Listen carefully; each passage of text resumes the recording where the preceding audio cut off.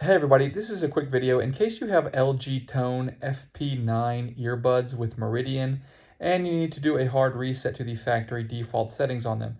Now you might want to do this for one of two reasons. The first one is troubleshooting.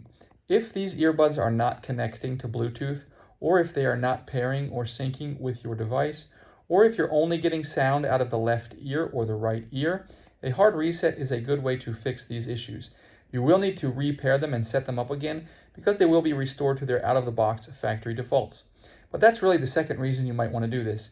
If you want to set these earbuds up on a new device, or if you're selling them or buying used ones or whatever, just whatever situation where you might want to just get them back to the way they were when they came out of the box, it's really easy to do.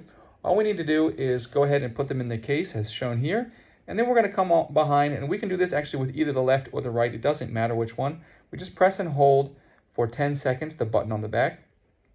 And after 10 seconds, this indicator light on the case will blink red several times, indicating that the reset is complete, and we can go ahead and repair our earbuds as a new set of earbuds.